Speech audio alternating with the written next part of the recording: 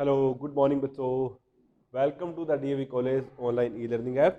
तो last class में अपने स्टडी कर रहे थे Bohr Wheeler theory of nuclear fission.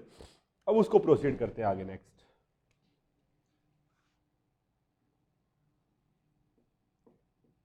Bohr Wheeler theory of nuclear fission.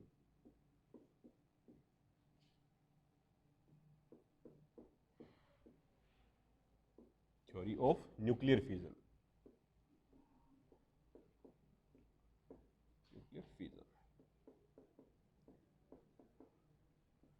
अब एक्चुअली ये जो भी टॉपिक्स अपने कवर कर रहे हैं सेकंड यूनिट में, ये एक्चुअली जैसे लास्ट में था आपने लिक्विड ड्रॉप मॉडल देखा था, तो ये कोई लिक्विड की ड्रॉप है और न्यूक्लियस का उनका कंपैरिजन कैसे किया जाता है, यानी उनका अगर फ्यूजन की बात करें या फिर फिजन की बात करें तो उनके जो प्रोसेस है वो ऑलमोस्ट क्या सिमिलर है, तो उनका कंपैरिजन किया जा रहा है। उनके कंपैरिजन के कोरस्पॉन्डिंग जो थ्योरीज है, तो फर्स्ट ये बोर और व्हीलर ने जो थ्योरी दी थी न्यूक्लियर फिजन के रिगार्डिंग, किसको एनालॉगस करते हुए, आपका लिक्विड ड्रॉप मॉडल के एनालॉगस इसको मानते हुए, तो उसको अपने फर्दर प्रोसीड करते हैं। तो लास्ट क्लास में अपने पहुंच गए थे क्रिटिकल एनर्जी क्या, कौन सी एनर्जी होती है जब कोई आपका एक क्या लिक्विड की ड्रॉप है, आपने उसको थोड़ा डिफॉर्म कर दिया है, तो जब वो दो सेपरेट ड्रॉप्स में कन्वर्ट होने से जस्ट बिफोर की जो सिचुएशन होती है उसको कहते हैं क्रिटिकल सिचुएशन। और उस टाइम जो उसको एनर्जी की रिक्वायरमेंट होती है जिससे वो सेपरेट हो जाए, तो उस एनर्जी को कहते हैं अपने क्रिटिकल एनर्जी। तो अब एक ग्राफ प्लॉट करते हैं कि क्रिटिकल एनर्जी कहां पे होती है, और एक होती है फिजन एनर्जी। फिजन मतलब कोई आपका एक लार्ज न्यूक्लियस था, वो दो डिफरेंट न्यूक्लियस में क्या होगा, कन्वर्ट हो चुका है। उसको कन्वर्ट करने के लिए किस एनर्जी की रिक्वायरमेंट होती है, वो फिजन एनर्जी। और क्रिटिकल एनर्जी मतलब सेपरेट होने से जस्ट बिफोर की एनर्जी क्या होती है। तो उनको एक ग्राफ पे प्लॉट करते हैं, फिर उनका वेरिएशन स्टडी करते हैं कि क्या डिफरेंस होता है, कौन सी वैल्यू हायर होती है, कौन सी वैल्यू लोअर होती है।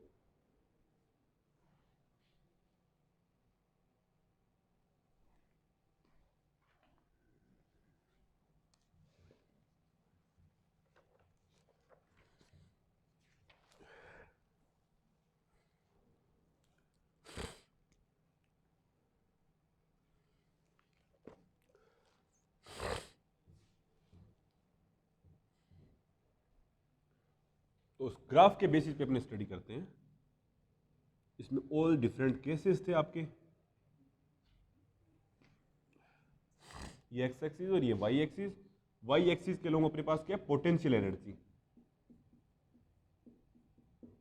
पोटेंशियल एनर्जी, और इस एनर्जी को एक्सप्रेस किया गया मेगा इलेक्ट्रॉन वोल्ट में। और एक्स एक्सिस के लोगों के आपके पास सेपरेशन, जब आप किसी लार्ज ड्रॉप को डिफॉर्म करके उसको स्मॉल ड्रॉप्स में कन्वर्ट कर रहे हो, जो ये प्रोसेस है उसमें उनके बीच का सेपरेशन एक्चुअली कैसे चेंज हो रहा है, उस चीज को प्लॉट करते हैं। तो उसकी जो डिफरेंट शेप्स थी उनको अपने प्लॉट कर लेते हैं। सबसे पहले क्या होती है, ओरिजिनल शेप स्फेरिकल होती है। फिर क्या करते हो आप, उसको थोड़ा सा कोई डिस्टोर्ट कर देते हो, तो उसकी वजह से उसकी शेप चेंज होकर क्या हो जाती है, इलिप्टिकल हो जाती है।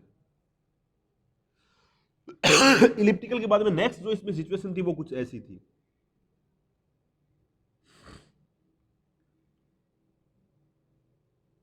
ये फॉर्म हो गई थी। उसके बाद में जो इसकी फोर्थ स्टेज थी, जिसको आपने क्रिटिकल स्टेज बोला था, उसमें आपकी ये जो ओरिजिनल ड्रॉप थी वो दो स्मॉल ड्रॉप्स में कन्वर्ट होने से जस्ट बिफोर की सिचुएशन है। और ये फिफ्थ स्टेज थी, उसमें क्या होगी, वो कंप्लीटली सेपरेट हो गई, यानी आपकी एक लास्ट ड्रॉप है वो दो स्मॉल ड्रॉप्स में कंप्लीटली सेपरेट हो चुकी है। तो इसका मतलब उनके बीच का सेपरेशन कैसे इंक्रीज कर रहा है, वो एक्स एक्सिस पे आपने शो किया हुआ है, सेपरेशन अलोंग एक्स एक्सिस। तो अब यहां पे एक्चुअली इसमें वेरिएशन कैसा होता है, कैसा फ्लक्चुएशन होता है, उसको देखते हैं।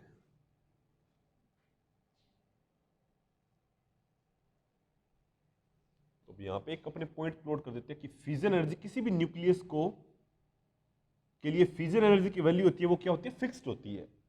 कोई अगर आपका डिफरेंट, जैसे आप न्यूक्लियस वेरी करता है उसके अकॉर्डिंग उसकी फ्यूजन एनर्जी भी क्या करती है, वेरी करती है। तो ये हो गया उसके लिए फ्यूजन एनर्जी का प्लॉट प्लॉट कर दिया अपने।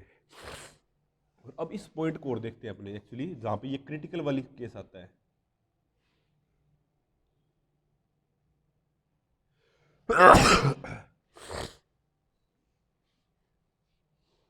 क्योंकि आपको बताया जो क्रिटिकल के कोरस्पॉन्डिंग केस होगा उस टाइम जो एनर्जी होती है उसको बोलते हैं अपने क्रिटिकल एनर्जी। तो यहां पे इस पॉइंट के कोरस्पॉन्डिंग ये मैक्सिमम पॉइंट होता है, इसके कोरस्पॉन्डिंग आपको यहाँ पे जो एनर्जी मिलेगी उस एनर्जी को आप क्या बोलोगे, यानी ई सी। ये जो पॉइंट है आपका, ये कौन सा पॉइंट है, क्रिटिकल एनर्जी का पॉइंट है। तो उस टाइम जब आपके न्यूक्लियस क्या हो रहे हैं, सेपरेट हो रहे होते हैं। तो ये आपका ग्राफ हो गया। ये आपका ये जो ओरिजिनल न्यूक्लियस था या ओरिजिनल जो ड्रॉप थी, आपने उसको थोड़ा डिफॉर्म किया, तो वो दो इक्वल या अनइक्वल ड्रॉप्स में क्या होगी, स्मॉल ड्रॉप्स में ब्रेक हो जाती है। तो उसका कैसा प्रोसेस होता है। तो इस टाइम जो ये एनर्जी है क्रिटिकल, तो आपके ग्राफ में जो इसका ओरिजिनल ग्राफ है पोटेंशियल एनर्जी का, वो ग्राफ कुछ इस टाइप का होता है। ये जो डार्क लाइन में प्लॉट कर रहा हूँ, ये एक्चुअली ये जो पॉइंट होता है ये हाईएस्ट पॉइंट होता है। इसके बाद में इसमें डाउन आना स्टार्ट होता है, ध्यान रखना। ये हाईएस्ट पॉइंट है पीक एसी वाला। तो graph for potential energy of nucleus, और किसके लिए, जब आपने जो ड्रॉप है उसको डिस्टोर्ट कर दिया है तो उसके बीच में सेपरेशन कैसे इंक्रीज हो रहा है, तो उसका ग्राफ कैसे आएगा, ये आपके सामने प्रेजेंटेड है। ठीक है, तो अब यहां से आप कंक्लूड कर सकते हो इस ग्राफ को देख के, एक्चुअली कोई भी अगर आपके पास लार्ज ड्रॉप है उसको आप डिस्टोर्ट करके स्मॉल ड्रॉप्स में कन्वर्ट करने का जो प्रोसेस कर रहे हो, उस ड्यूरेशन अगर आप उसका न्यूक्लियस के साथ कंपैरिजन करें तो वहां पे एक तो क्रिटिकल एनर्जी है और एक फ्यूजन एनर्जी है।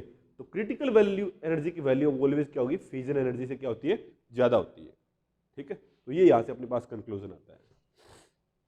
क्लियर, तो ये आपका ग्राफ था पोटेंशियल एनर्जी वर्सेस सेपरेशन के बीच में। अभी ये अपने bore wheeler theory of nuclear fission, इसी को कंटिन्यू कर रहे हैं, फर्दर प्रोसीड कर रहे हैं। ये तो था आपके पास theoretical treatment of nuclear fission, दो साइंटिस्ट बोर और व्हीलर ने मिलकर किया था। अब एक्चुअली इस ट्रीटमेंट जो ये स्टडी किया हुआ है, इसको मैथमेटिकल कैसे वेरीफाई किया जाए, मैथमेटिकली कैसे जस्टिफाई किया जाए, तो इन्होंने कोई थ्योरी कंसिडर करती है और किसमें लेजेंडरी पॉलिनोमियल जो एक मैथमेटिकल कॉन्सेप्ट होता है उसका यूज करते हैं, फिर इसको फर्दर स्टडी करते हैं। तो अब इसको अपने मैथमेटिकली एनालिसिस करेंगे और ये प्रूफ करके बताएंगे कि क्रिटिकल एनर्जी होती है वो फ्यूजन एनर्जी से क्या होती है, ज्यादा होती है उसकी वैल्यू।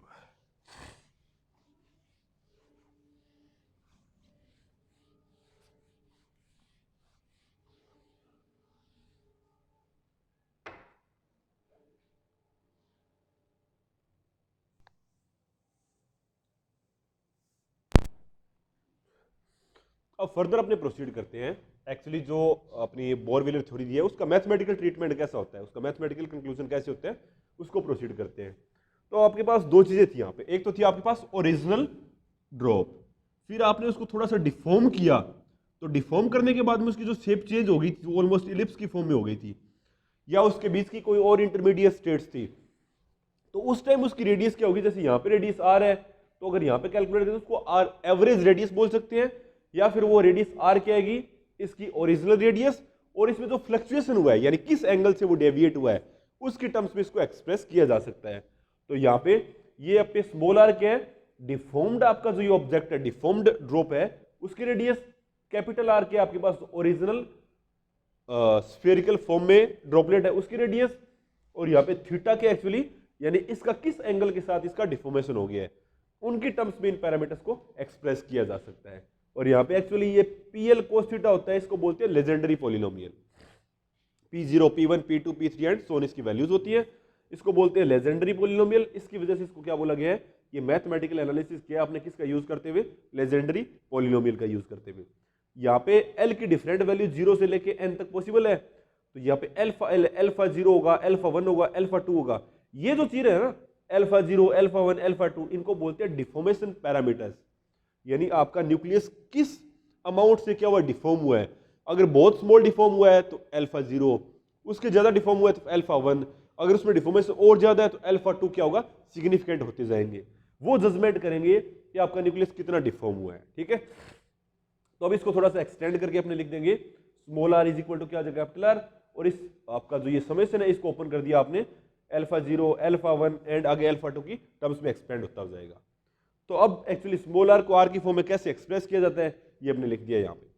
यहाँ पे ये ध्यान रखना, अल्फा एक्चुअली आपका है डिफॉर्मेशन पैरामीटर्स, और पीएल है वो लेजेंडरी पॉलिनोमियल, आर है आपके पास वो क्या एक्चुअली अनडिफॉर्म्ड, जो आपके पास ओरिजिनल शेप थी न्यूक्लियस की उसकी रेडियस। स्मॉल आर क्या है, जो डिफॉर्म्ड आपके पास न्यूक्लियस है, डिफॉर्म्ड ड्रॉप है, उसकी रेडियस को डिनोट कर रहा है। तो अब इनके बीच में रिलेशन फॉर्म करना है अपने को, फिर कितना चेंज हुआ है, कितनी एनर्जी चेंज होती है, वो पैरामीटर्स कैलकुलेट करेंगे। क्लियर, तो फर्दर प्रोसीड करते हैं इसको।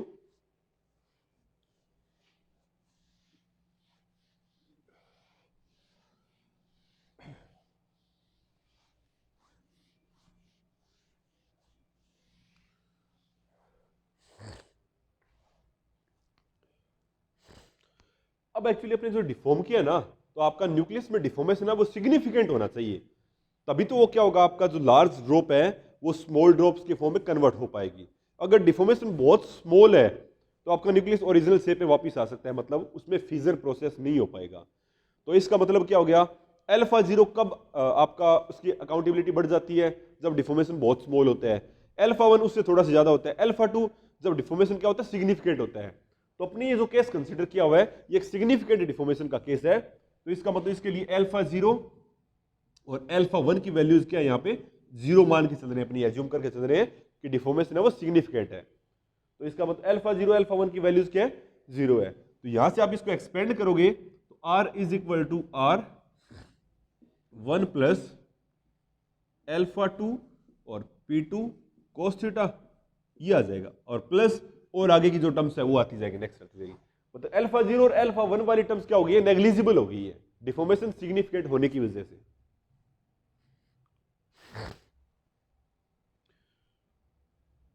तो ये अपने पास एक स्टैंडर्ड इक्वेशन आ गई है, इक्वेशन नंबर 1, इसको लिख देंगे।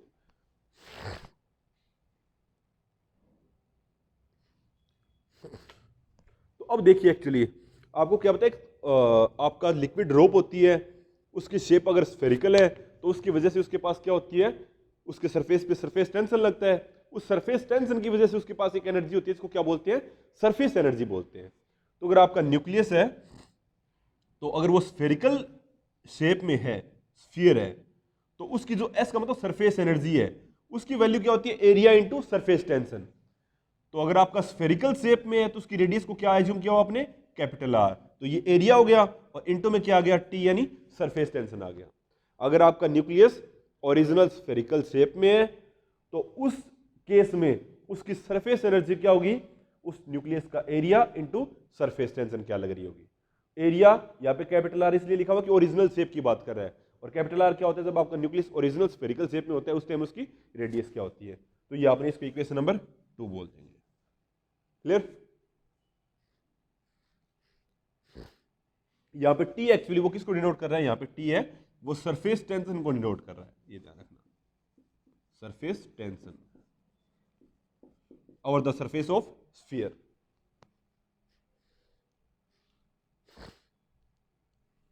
अब आपके पास जो ये ड्रॉप जिसको आपने डिफॉर्म कर दिया है उसकी भी सरफेस एनर्जी होगी, वो क्या होगी, अब लिखते हैं अपने surface energy of the deformed drop, surface energy of the deformed drop, उसकी सरफेस एनर्जी को अपने डिनोट किसे करें, ई एस से। तो ये ई एस ऊपर स्फीयर लिखा हुआ है, स्पेशली मेंशन किया हुआ है, तो ई एस स्फीयर और ई एस इसमें फर्क होगा। ये तो किसके लिए, जब आपका स्फेरिकल शेप होती है, यानी ड्रॉप की ओरिजिनल शेप होती है उस टाइम, और ये जब आपने डिफॉर्म कर दिया उस टाइम की, तो ये क्या हो जाएगा 4 पाई आर स्क्वायर और इंटू टी। सरफेस टेंशन तो वही रहेगी, रेडियस चेंज हो जाएगी, डिफॉर्म होने के बाद उसकी रेडियस चेंज होगी, जिसको आपने इस फॉर्म में एक्सप्रेस कर दिया। क्लियर। तो ये आपके पास किसका एक्सप्रेशन आ गया, डिफॉर्म्ड ड्रॉप आपके पास है, उसकी सरफेस एनर्जी क्या होगी। तो अब इसमें इक्वेशन नंबर 1 से इसको इक्वेशन नंबर 3 नेम दे देते हैं। तो इक्वेशन 1 से स्मॉल आर की वैल्यू है वो इक्वेशन 3 में क्या करेंगे, सब्स्टिट्यूट कर देंगे, और फिर क्या रिजल्ट आता है उसको एनालिसिस करते हैं।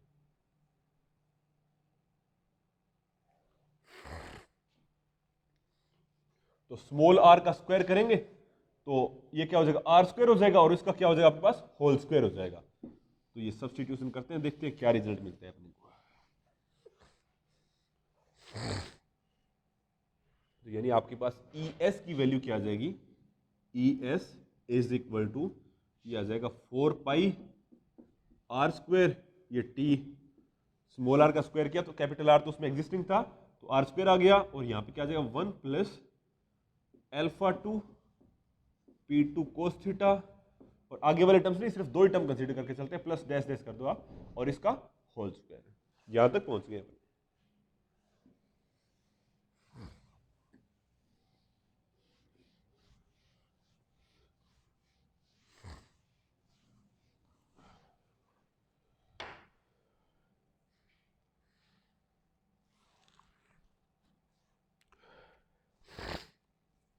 अब इसको थोड़ा और फर्दर प्रोसीड करते हैं।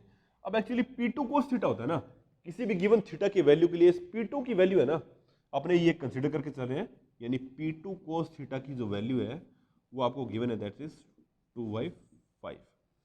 इसमें थीटा की वैल्यू क्या होती है उनको कैलकुलेशन करके लेजेंडरी पॉलिनोमियल, इसको सेकंड ऑर्डर बोलते हैं, इसकी वैल्यू आपको गिवन है दैट इज 2/5। तो ये वैल्यू यहाँ पे सब्स्टिट्यूट करेंगे, फिर क्या रिजल्ट मिलता है उसको देखते हैं। तो आपके पास ES इज इक्वल टू आ जाएगा 4 पाई r² t और 1 प्लस अब 2α2/5 और प्लस डैश डैश इसका होल स्क्वायर।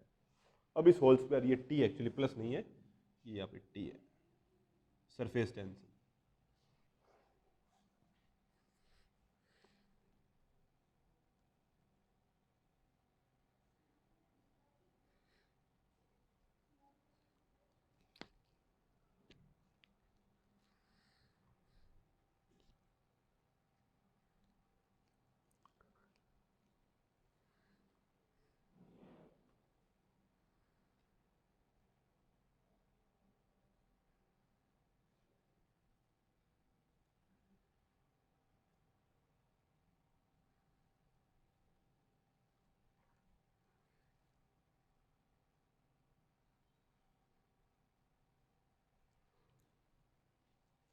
अब इसको फर्दर प्रोसीड करते हैं। अब एक्चुअली यहाँ पे देखा जाए ना, इस ब्रैकेट को जब अपने सिंप्लीफाई करते हैं ना, प्रोसीड स्क्वायर करेंगे, कोई टर्म्स नेग्लिजिबल होगी, कोई टर्म्स ज्यादा होती है, जैसे इसका स्क्वायर करेंगे a² प्लस b² प्लस क्या आएगा 2ab एंड सोन, आगे वाली टर्म्स भी आएगी। आगे वाले टर्म्स को अपनी कंसिडर नहीं करते, सिर्फ स्टार्टिंग वाली 2 टर्म्स इनकी वैल्यू बात करेंगे। तो इसका ये जो स्क्वायर है इसको ओपन करेंगे, सिंप्लीफाई करेंगे, तो यहाँ पे एक्चुअली ये जो वैल्यू है ना, ये आपने रॉन्ग कंसिडर कर लिया, ये एक्चुअली √2/5 होती है अपने पास, ठीक है। तो ये √2/5 है, √2/5 α2।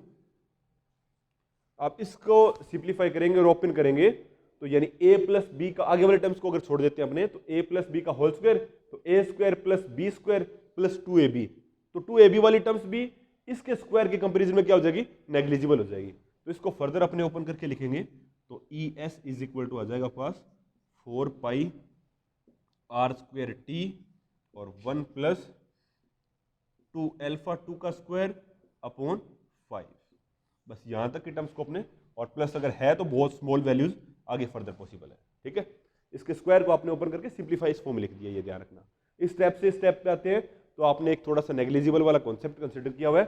2ab वो वैल्यू क्या होती है, b² के कंपेरिजन में नेग्लिजिबल होती है, ये थोड़ा सा ध्यान रखना है। मतलब α2 की आपके पास एक हायर कोफिशिएंट है, जिसके बेसिस पे आपने डिफॉर्मेशन को सिग्निफिकेंट माना था, तो ये ध्यान रखना है एक्चुअली यहाँ पे। तो ये आ गया अपने पास equation number next further 4, equation 4 तक पहुंच गए। ये आपने क्या कैलकुलेट कर लिया, surface energy of the deformed drop calculate कर लिया है। अब फर्दर इसको आगे प्रोसीड करते हैं।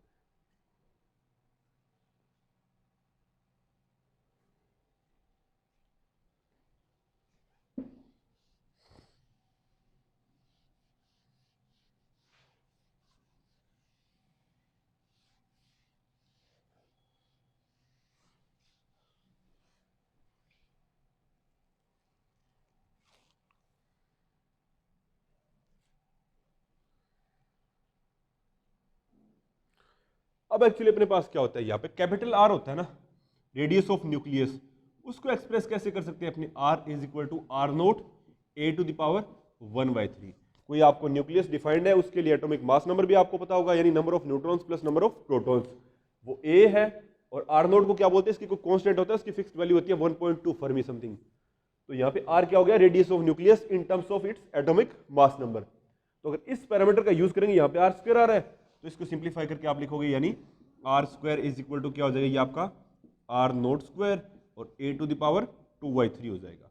तो ये वैल्यू है, ये यहाँ से पिक करके कहाँ पे रखेंगे, इस R² की जगह रखेंगे, तो आपको क्या एक्सप्रेशन मिलेगा, ES is equal to 4 pi R² की जगह तो आपके पास क्या आ जाएगा, R0² और a⁻2/3 और इंटू टी, और ब्रैकेट में ये terms as it is 1 plus 2α2 का स्क्वायर अपॉन 5 और प्लस समथिंग। यहां तक पहुंच गए आप सिंप्लीफाई करते हुए इक्वेशंस को।